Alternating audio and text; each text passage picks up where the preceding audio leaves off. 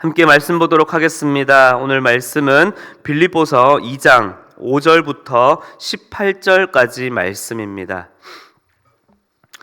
빌립보서 2장 5절부터 18절까지 말씀을 저와 교독하여 읽도록 하겠습니다. 너희 안에 이 마음을 품으라. 곧 그리스도 예수의 마음이니 그는 근본 하나님의 본체시나 하나님과 동등됨을 취할 것으로 여기지 아니하시고 오히려 자기를 비워 종의 형체를 가지사 사람들과 같이 되셨고 사람의 모양으로 나타나사 자기를 낮추시고 죽기까지 복종하셨으니 곧 십자가에 죽으심이라. 이러므로 하나님이 그를 지극히 높여 모든 이름 위에 뛰어난 이름을 주사 하늘에 있는 자들과 땅에 있는 자들과 땅 아래에 있는 자들로 모든 무릎을 예수의 이름에 꿇게 하시고 모든 입으로 예수 그리스도를 주라 시인하여 하나님 아버지께 영광을 돌리게 하셨느니라. 그러므로 나의 사랑하는 자들아, 너희가 나 있을 때뿐 아니라 더욱 지금 나 없을 때에도 항상 복종하여 두렵고 떨림으로 너희 구원을 이루라. 너희 안에서 행하시는 이는 하나님이시니 자기의 기쁘신 뜻을 위하여 너희에게 소원을 두고 행하게 하시나니 모든 일을 원망과 시비가 없이 하라. 이는 너희가 흠이 없고 순전하여 어그러지고 거스르는 세대 가운데서 하나님의 흠 없는 자녀로 세상에서 그들 가운데 빛들로 나타내며 생명의 말씀을 밝혀 나의 다름질이 헛되지 아니하고 수고도 헛되지 아니하므로 그리스도의 날에 내가 자랑할 것이 있게 하려 함이라. 만일 너희 믿음의 재물과 섬김 위에 내가 나를 전제로 드릴지라도 나는 기뻐하고 너희 무리와 함께 기뻐하리니 이와 같이 너희도 기뻐하고 나와 함께 기뻐하라. 아멘. 아리스토텔레스의 수사학 1권 2장에서는 개인이나 집단의 행동을 변화시키는 데 있어서 가장 효과적인 방법, 이 교육 방법은 신뢰할 수 있는 사람의 이 윤리적인 모습을 먼저 보여주고 그 모범을 따르도록 권면을 하는 것이라 설명을 하고 있습니다. 오늘 본문에서 바울은 헬라 문화와 철학들 그리고 수많은 종교와 가치관이 뒤섞인 이 빌립보 지역과 그리고 이 빌립보 교회 성도들에게 좀 더 이 복음을 효과적으로 설명하고 또 권면하기 위해서 이 헬라 수사학이라는 이 도구를 좀 전략적으로 차용하여서 가지고 왔습니다. 그리고 그들에게 전하는 이 핵심의 방법은 앞서 설명드렸던 이 본보기를 제시하고 그것을 따르도록 하는 것입니다. 그래서 그 본보기는 바로 누구십니까? 다들 잘 아시다시피 예수 그리스도를 먼저 세우게 됩니다.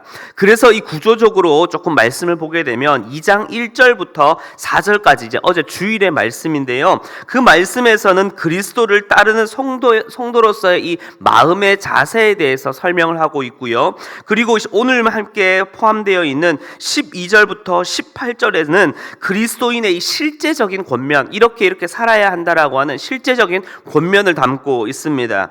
그리고 이 두 부분의 중심에 해당하는 이 5절부터 11절의 말씀에는 이러한 삶의 본보기인 바로 예수 그리스도를 그 중심에 딱 놓아서 구조적으로도 더욱 이 본보기를 앞뒤로 강조를 하고 있는 모습입니다.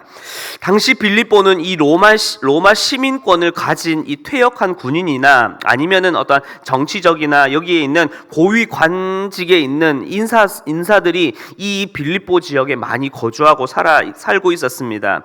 그래서 그들은 어찌 보면은 낮아짐보다는 높은 자리를 탐하였고 또 어떠한 부족함이나 간절함보다는 자신이 가지고 있는 것에 대한 어떤 지위와 부에 대한 명예와 그리고 그 자부심 또 그것으로 인한 어떤 교만으로 인해 자신을 내세우는데 철학적 생각으로 또한 이러한 수사학으로 자기를 드러내는데 바쁜 도시와 시민들이 바로 이 빌립보 지역 사람들이었습니다.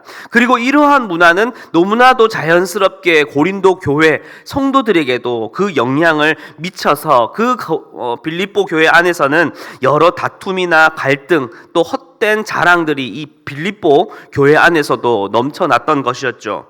이러한 상황에 바울은 예수 그리스도를 참된 본보기로 제시하면서 성도들이 따라야 할 이 중심 가치를 가장 중심에서 먼저 밝혀 보여주고 있습니다. 그 핵심은 바로 낮아짐과 그리고 희생과 섬김입니다. 예수님께서는 하나님의 아들로 가장 높으신 분이셨지만 오히려 어떻게 해요? 낮아지셨고 자신의 유익과 의보다도 우리를 위해 죽기까지 복종하셨습니다. 바울은 이 중심 핵심 가치를 가장 중심에서 밝히면서 빌립보 교회를 향한 실제적인 권면을 이제 12절부터 이어가게 됩니다. 그 첫 번째는 12절 두렵고 떨림으로 구원을 이루라입니다. 이는 이미 구원을 받은 성도들에게 주는 권면으로 구원받은 자답게 이 세상 속에서 그 구원을 드러내고 또 많은 이들에게 그 구원을 전하도록 살아가야 한다는 것을 말해주고 있는 것입니다. 그런데 중요한 점은 이 구원을 행하는 분은 내가 아니라 바로 누구요? 하나님이시며 나를 통해 일하시는 분은 성령님이라는 것입니다. 다시 말해 구원은 나의 능력이나 어떠한 나의 말로 아니면 나의 자랑이 아니라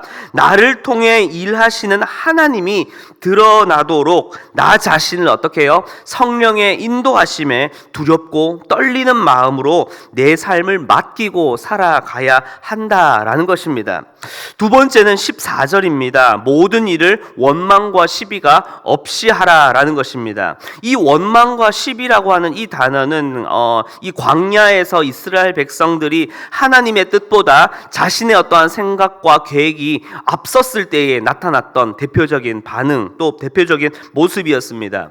이 원망과 시비, 이 갈등은 어찌 보면 개인을 넘어서 공동체와 그리고 이 공동체, 우리를 바라보는 이웃과 세상으로부터 우리가 감당해야 할 이 세상에 드러내야 할 바른 빛의 역할을 감당하지 못하는 태도에서 볼 수 있는 것이죠.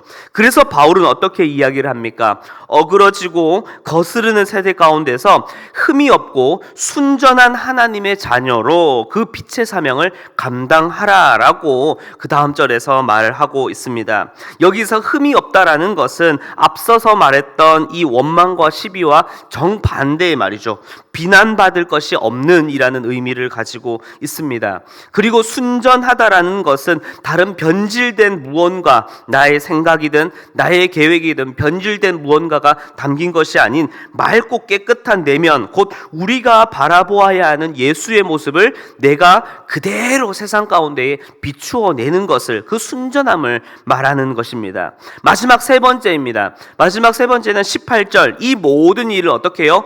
복음 안에서 기뻐하고 또 기뻐하라 라고 이야기를 합니다.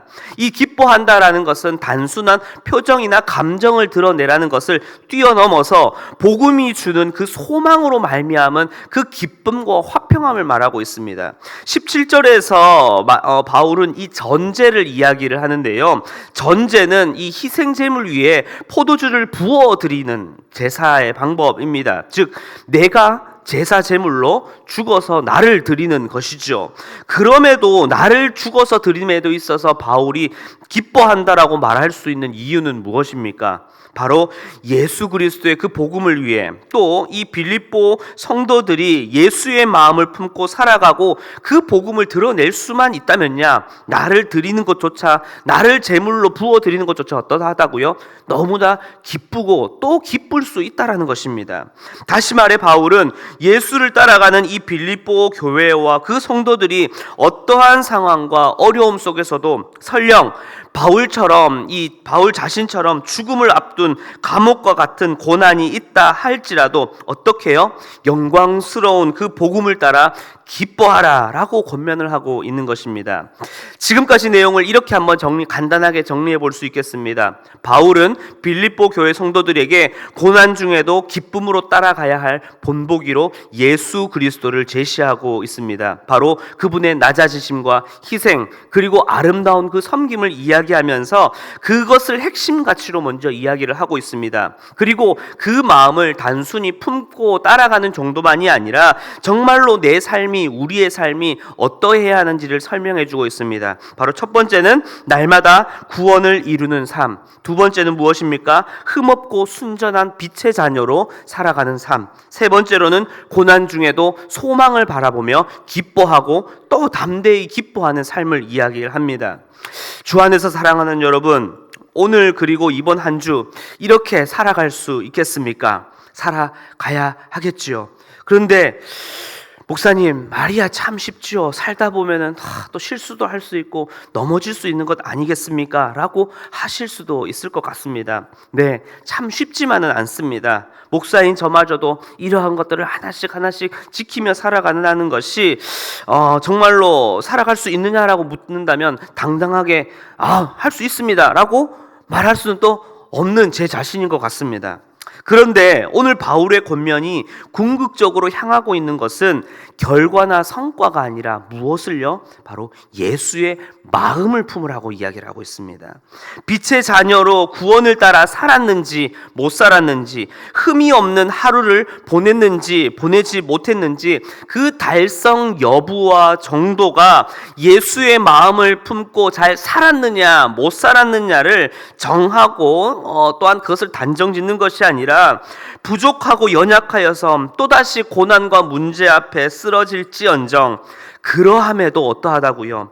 그러함에도 예수의 마음, 예수님의 그 마음을 기억하고 그 마음을 품고 따라 살고자 하는 그 믿음과 그 중심을 주님께서는 원하고 계시다라는 것입니다. 바로 자기를 비워 낮아지시고 죽기까지 복종하시면서 자신의 죽음으로 우리에게 생명을 주시고자 한 그 우리를 향하신 예수님의 그 마음, 십자가를 향하여 걸어 올라가시면서 나를 비워드리면서도 우리를 향한 구원을 베푸시고자 그 길을 걸어가신 예수님의 그 심장, 그 마음을 우리가 오늘 하루도 내 마음 깊이 품고 그 마음을 기억하며 살아가는 것, 바로 그것입니다. 은혜를 입었기에 그 은혜를 따라 사는 것이며 사랑으로 그 사랑의 마음을 주셨기에 그 은혜를 어떻게 해요? 그 사랑의 마음을 품고 살아가는 것, 그것이 그리스도 예수의 마음을 품고 살아가는 참된 성도들의 삶인 것입니다. 사랑하는 성도 여러분, 하나님께서는 우리를 말씀이라는 옷가지를 입혀놓은 마트나 쇼핑몰에 가면 서 있는 마네킹으로 우리를 세상 앞에 너는 이렇게 말씀을 따라 살아가야 해 라고 그렇게 마네킹처럼 세워놓으신 것이 아닙니다. 또 로봇처럼 종교인의 삶은 이러해야 한다라고 입력값을 딱딱딱 입력하여서 그렇게 살고 그렇게 결과를 내도록 도출해내도록 살아가도록 하게 하는, 또 그렇게 결과를 내는 존재로 우리를 부르신 것이 아닙니다. 우리는 예수 그리스도의 그 마음을 품고 그 심장을 품은 자입니다. 때로는 삶 가운데에 지칠 수도 있고 때로는 넘어질 수 있으나 그 넘어지는 중에도 우리는 무엇을 품고 살아갑니까? 우리를 살리신 그리스도의 그 심장을 품고 살아가는 자입니다. 넘어지는 중에도 우리는 무엇을 기억해야 합니까? 우리를 다시 일으켜 세우신 그 그리스도의 마음을 다시 바라보아야 하는 것입니다. 낙심하는 중에도 우리는 그 중에서도 무엇을 바라보아야 하는 것입니까? 낙심한 우리를 다시 구원케 하신 그 은혜를 붙잡고 다시 일어나는 것이 바로 예수의 마음을 품고 그 은혜를 힘입어 살아가는 자들의 삶인 것입니다. 이제 나에게 영원한 생명을 주시기 위해 십자가로 향하시고 죽음마저도 자처하신 예수 그리스도의 그 마음을 오늘 하루 내 마음에 품고 그 은혜로 살아가시는 여러분들이 되시길 기도합니다. 그 은혜가 우리를 예수의 마음으로 이끌 것이며 그 은혜가 우리를 예수의 삶으로 살아가게 할 것입니다. 오늘 하루도 그 은혜를 힘입어 담대히 믿음으로 걸어가시고 또 그 은혜로 말미암아 실패 속에서도 기뻐하며 좌절 속에서도 그 은혜로 말미암아 기뻐하고 또 기뻐할 수 있는 우리 모든 성도님들이 되시길 주님의 이름으로 축원합니다. 함께 기도하겠습니다. 사랑과 은혜가 풍성하신 주님, 우리가 좌절과 절망 속에서도 기뻐하고 또 기뻐할 수 있는 것은 나의 좌절이 주께서 베푸신 그 은혜를 무효화시키는 것이 아니며, 나의 실패와 나의 눈물이 나에게 베푸신 예수 그리스도의 그 사랑을 끊는 것이 아니기에 우리는 좌절 중에도 절망 속에서도 예수 그리스도의 그 은혜로 말미암아 기뻐하고 또 기뻐할 수 있음을 주님 고백합니다. 그렇기에 주님, 나의 삶의 결과가 어떠하든 나의 삶의 과정이 어떠하든 우리는 여전히 함께 하시는 그 은혜를 힘입어 주님과 함께 살아가며 예수의 그 은혜를 품고 살아가는 나의 삶이 되게 하여 주시옵소서. 그 은혜가 우리를 예수의 마음으로 이끌 것이며 그 은혜가 우리를 예수의 삶을 살게 할 것을 주님 믿고 오늘 하루도 예수 그리스도 그분의 은혜를 붙잡고 걸어가는, 담대히 기뻐하며 나아가는 우리 모든 성도님들의 삶이 되게 하여 주시옵소서. 감사를 드리며 살아계신 예수 그리스도의 이름으로 기도하였습니다. 아멘.